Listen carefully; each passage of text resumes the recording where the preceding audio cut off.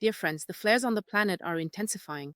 It has been scientifically recorded. A powerful magnetic storm will hit the Earth in the near future. The most dangerous region on the Sun has become active, region 4197. Scientists are recording an abnormal rise in temperature, a sharp surge in radiation, and 20 flares in a single day. This will result in a hyperflare that will hit the Earth with a level 5 magnetic storm. And all of this will happen as soon as this autumn. Why is this happening? Our souls are students in a vast cosmic school. Some are in first grade, while others are already in university or graduate school. Right now, we all must make an evolutionary transition.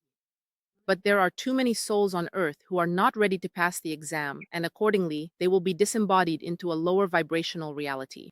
In 2025, you can clearly see for yourself. The lower your grade, the harsher your life scenario. There is almost no choice. The higher the level, the more freedom you have. There is only one question. What grade are you in right now, and can this be changed? I'm Natalia, and today I'll explain how the stages of transition work in the autumn of 2025, how to predict your next crisis, and how to avoid getting caught in the grinder of the great harvest of humanity, the great school of life on planet Earth. And most importantly, to finally leave this school and freely become a conduit for your higher self, your mission, and to safely and confidently live out your allotted time on this earth. Let's start with the main point. Before incarnating on earth, your soul makes a choice. It chooses a specific goal, path, and challenges. This choice depends on the stage of development your soul is at. The first level is elementary school.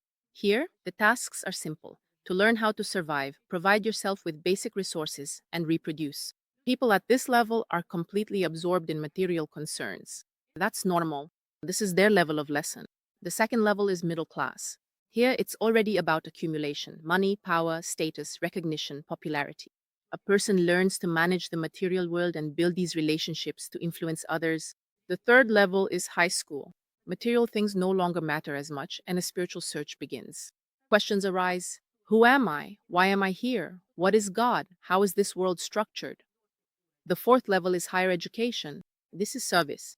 A person no longer lives for themselves, they live for others. Their task is to help, to teach, and to lead others.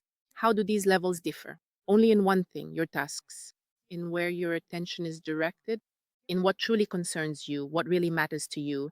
How can you tell that you are moving from one grade to another? It's very simple.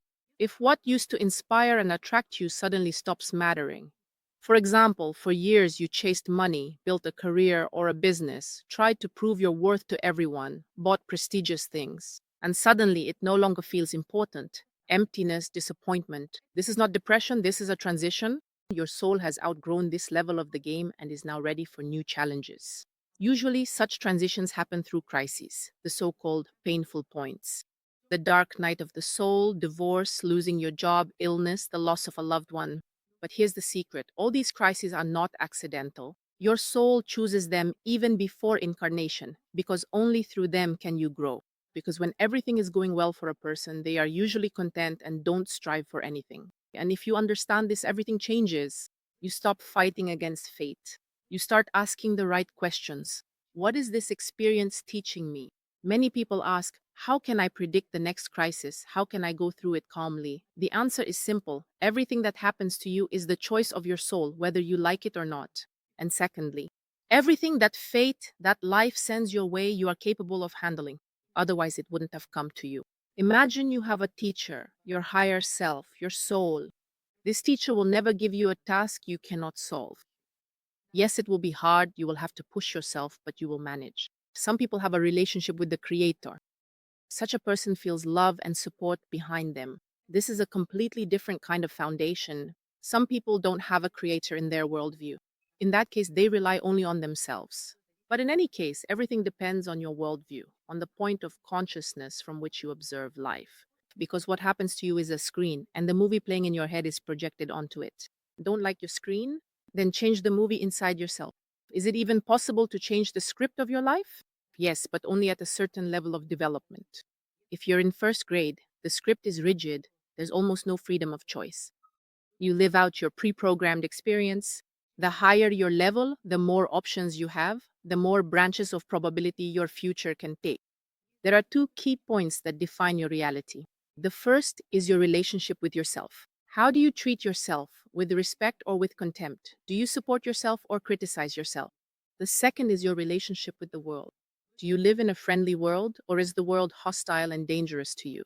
And here's the paradox, one is a projection of the other. If you have a benevolent relationship with yourself, the world reflects that back to you. But if you are constantly tense, fearful, anxious, and self critical, the world becomes dangerous and even toxic. On a spiritual level, the world is actually neutral. You choose what kind of relationship you have with the world. Right now, many people are asking, what is happening in the world? Wars, disasters, crises. Is that also fate? Yes, that is the fate of humanity as an egregore. Humanity is a being that has its own karma, its own tasks, its own path of development, and what is happening now was predetermined. Not specific events, but the general direction of these trials. How should we relate to this? There is a very illustrative example. Imagine you ask an artificial intelligence, tell me how nuclear power plants harm people. It will give you one answer. Now ask, tell me how nuclear power plants help people. And it will give you a completely different answer. See? Everything depends on your filter, your mindset, your question. There is nothing absolutely good or bad. Everything depends on how you look at it. The most powerful practice in this universe is acceptance. Acceptance of everything that happens as it is. Because when you disagree, when you don't accept, you spend a huge amount of energy not on solving your problems, but on resisting the global direction of events. You have no energy left to improve your life. Let's do a little experiment right now. Think now about the laws of this world, about the rules you must and are obliged to follow, about how to live the right way. How much energy do you spend on these thoughts? Honestly, 80 or 90%. Now take a deep breath and as you exhale, relax your body. Imagine that there are no laws at all and you don't owe anything to anyone. There is only your relationship with yourself and the world. And this isn't in your thoughts, but in your state of being. What happens? Do you feel it? Your energy returns, a sense of lightness and space appears. We spend our lives explaining, trying to understand how the world is supposed to be arranged correctly. But these explanations have nothing to do with reality because we try to explain how the world works while being inside the very system we live in. We don't see the whole picture. And these explanations only drain our energy. Here's an interesting fact. Scientific studies show that 80% of our thoughts are negative, and 90% of those thoughts are repeated day after day. We think the same things over and over, grumbling like old people. Why? The first reason is evolution. As a species, we needed to survive. And from the standpoint of survival, all negative stimuli are more important than positive ones. If a lion is running at you, you're not exactly feeling joyful. You pull yourself together, you mobilize. The second reason, negative emotions are much more vivid and there's more energy associated with them. The body doesn't conserve energy when it comes to saving your life. That's why most people feed off negative emotions. There's nothing terrible about that. It's an evolutionary mechanism. But if you want to move to a new level, you need to reconfigure this way of getting energy. It will take effort and discipline, but it's possible. Now, the most important thing, imagine that every time you eat a certain dish, you get a headache and feel weak, but you don't know that you're allergic to one of the ingredients. You think, what bad luck, I'm sick again. And a week later, you order the same dish again. Or, for example, you keep meeting people who devalue you, who betray you. New clients, partners, friends. It's always the same scenario. Tension, devaluation, betrayal. You say, I've had bad luck with people again. And you go looking for new ones. But you don't see that you attract exactly the same kind of people because of your belief. I am not worthy of love. This belief may have come to you from another life or perhaps from your childhood. Most of what happens to you doesn't even come from this life at all. Only 10 to 15 of your problems come from childhood, and everything else you brought with you from your family system, from past incarnations, from the collective unconscious, from karmic knots. All of this shapes your consciousness, your behavior, and your material reality. Until you get to the very core, until you understand where this problem actually came from, you won't be able to change anything.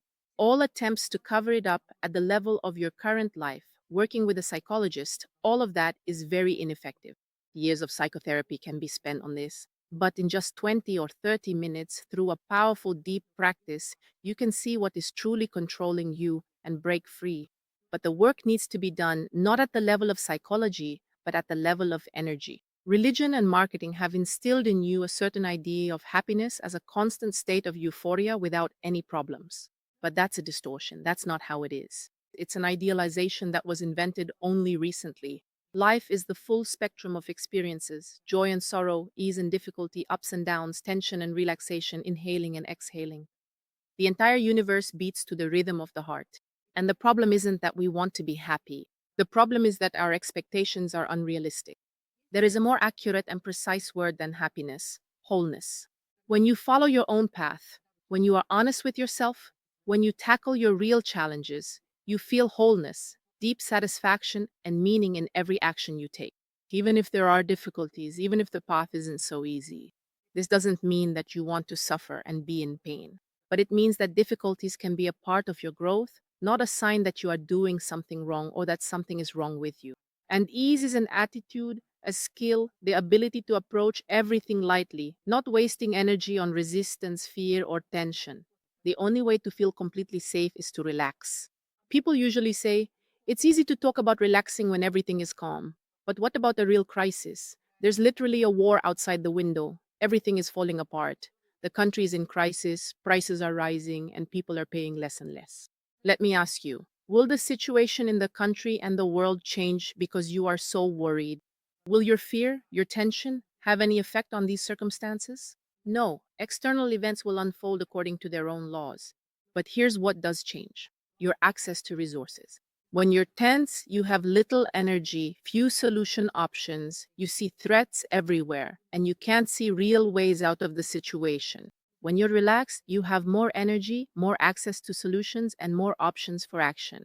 How can you teach yourself this? The problem is that for years you build up behavioral patterns, and then you live not from what's best for you, but from what you're used to. Even if a new solution is objectively more effective, the brain clings to the old one because the old one is familiar and feels safe. But here's the secret: all these patterns can be rewritten. How? You need to realize that there are at least two layers of reality. The visible world is what we can touch, measure, and prove. That makes up 20% of our experience. And then there's the invisible world, everything else, the 80% that influences us, but that we can't touch. The visible world operates according to the laws of science. There is cause and effect, logic, predictability. The invisible world operates by completely different laws. There, what we call magic reigns. It's like a second layer of the world that shines through everyday life. Not in the sense of tricks, but in the sense of working with the subtle plane of reality. Synchronicity is when you hold an intention and reality begins to respond. The right person, the right information, the right opportunity, everything comes at the right time. Some people live in this flow constantly, either consciously or intuitively. For them, everything falls into place naturally, without struggle. From the outside, it seems like luck, but that's not the case. It's a skill of tuning into the right frequency, the right state. There is one ancient and extremely powerful tool for working with this realm, and that is the runes. Many people think these are just some symbols for rural folk magic. In reality, it's the secret language of the invisible realm, passed down to us by the druids. They could easily control nature and all of reality with ease, because runes help clear the channel of communication, remove all interference, restore contact with the subtle realm, and start building your intentions in this universal language. If you feel that negativity is pressing on you, that someone or something is stealing your energy, that's why I invite you to a special 3-day marathon. The registration link is right below this video and in the first pinned comment. This marathon is absolutely free. See you on the live broadcast. And remember, everything that happens to you is within your power if you use the opportunities that come your way. And this is one of those opportunities. Accept my help and sign up for the marathon. Dear ones, the flashes on the planet are intensifying. It has been scientifically documented that soon it will be too late. So don't put it off. Register for the marathon right now.